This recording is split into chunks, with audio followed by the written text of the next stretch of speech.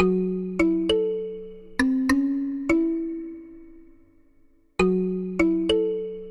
of the first things I talk about with people that's starting a new business is choosing your name.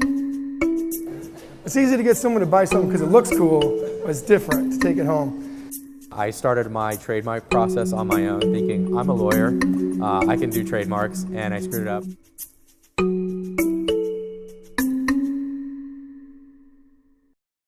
We really wanted to be able to sell a really wide variety of groceries so that people could feel like they could get just about everything they needed, maybe up until like the toiletries aisle, from Good Eggs, and then have it all delivered to their door. We put a ton of information on the site so people feel like they really know where their food is coming from and what exactly they're getting when they order from us. We do a lot of lightweight community events like at schools or yoga studios or places where people might already be going like to a class or to pick up their kids or whatever, and try to be able to have some sort of educational piece there.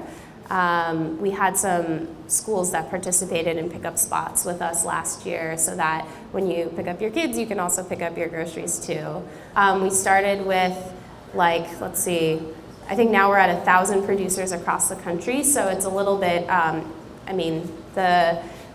the shift is now more on incoming interest, and so we always get back to people. We always try to have them in for lunch and talk to them about their product and how they're making it and be able to taste it with them. So yeah, the door is always open. Like if you have something that's really awesome that you want to sell through Good Eggs, like definitely reach out, because there's a part of the site that says like sell with us, and you can just drop your information in there. For those of you who don't know Farm to People, we're an online specialty store for small batch products made by passionate producers who make food with integrity from all over the country. When we launched, the initial concept is, and still to this day, it's all about getting into, we've found great success being in markets. I went back to my high school and I see some friends from high school, which is crazy, which is awesome. And how do you go to all those avenues and use those avenues that are free to you and really cultivate them? We decided in the beginning to have a northeastern focus, because obviously you can't tackle the whole country in one sitting. And so we started with Brooklyn. I actually worked at the farmers market, and I found myself at different local markets up into the Hudson Valley and around Brooklyn every weekend. So it started there, just with that conversation, just being like, I want to build this specialty store. I want to buy your product wholesale. I want to put it up on the site. I want to, eventually the goal is to make it so that you don't have to be at this market every weekend, and that we can become a viable outlet for you to grow your business. A trademark is a brand name, and a trademark in the United States can be registered federally with the United States government.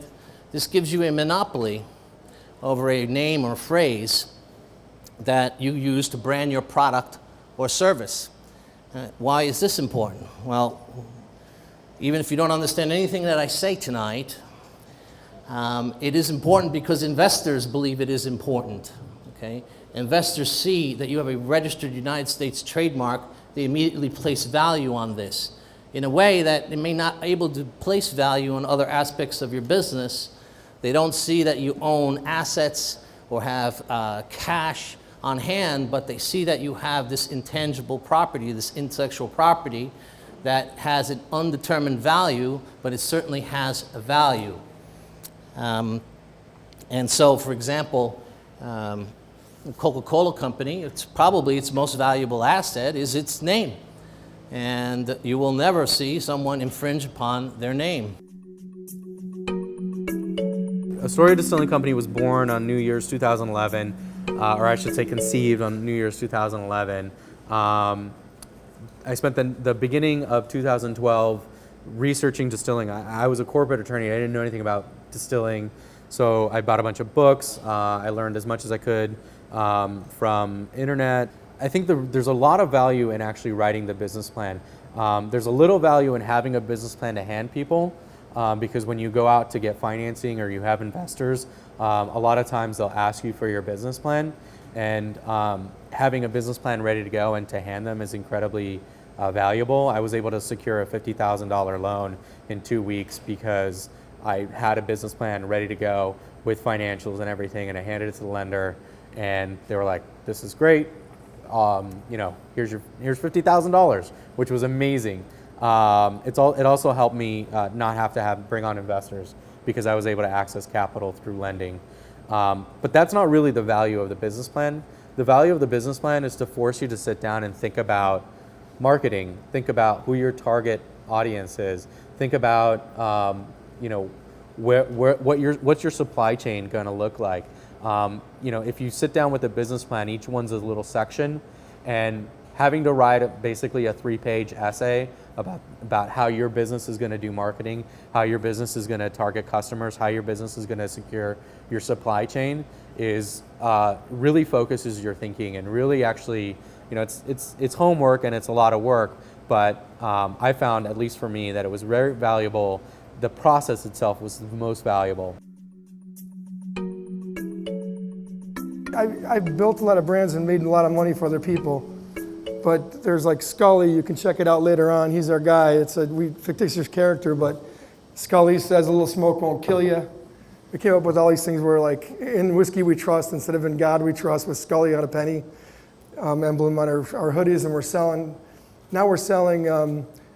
the clothing line as far away as Sweden, Germany. We're on Coolest in London, and a lot of it had to do with how, the labeling, how you position the product, a differentiator that we smoke some of the ingredients. So it's applewood smoked whiskey, which is, there was only 2 other people at the time, Corsair and another company in Texas that was doing a smoked product.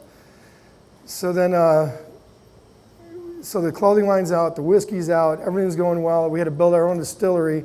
We were a gypsy distillery as well. We started in Seneca Falls, but I was out there making it with their distillers. And now we have a facility where we're making 1,000 cases a month. Does everybody know what a brand platform is? Talking about business plans too, but a brand platform is a platform that where your values are going to stand upon for your brand. And all through my career, I've always pushed companies into really identifying who they were and who they weren't out of the gate. So because then you can say, we're not going to do that, because you can revert back to the brand platform. With ours, it's kind of like, if we were a sport, we wouldn't be football, we'd be horseshoes, for instance. And if we were a car, we'd probably be like the Dukes of Hazzard car or something, not a Cadillac. So it helped us define who we are and where we stand. And then surround yourself with better people than you are. Everybody on my team can kick my ass in what they do. My distiller, my graphic designer, like I'll work with him on the designs and coming up with the brand, but it's really important to have people that can fill in the blanks that you're not good at, obviously. My name's Jenny. This is my partner Shabnam, and we are from scratch. We make small batch, artisanal, frozen cat food from locally sourced ingredients with high-grade ingredients that are human grade. I've tasted it and it's delicious. So just like the other panelists, we immediately thought we need to make a business plan, like just sort of set our thoughts into motion and gather up what we needed to do. The Brooklyn Library also has a contest, a business plan writing contest, where winners can get funding for their fledgling businesses. Although we didn't win, we went pretty far, and it also helped us focus each step of the way. Every week there's like a task to be done, whether it's going to look at your competitors, to writing your brand statement, to picking out your brand logos and design and colors. It really kept us focused, this kind of contest. And by the end, we also had like a pretty substantial, like 25 to 30 page business plan. You have to get really excited about whatever's brewing inside your mind. You have to have an entrepreneur spirit, and you have to really be a go-getter to really launch what your product is that you want to get out into the world. All right. Please once again thank our speakers, Erin, Zimmer of Good Eggs, Michael Ray, Robinov of Farm to People, Daniel Marotta, and the New York Distillers Guild, Chris Murillo and Tommy Brunett, and Jenny Tran and Shabnam Azadeh. Thank you again for coming out, guys. Appreciate it.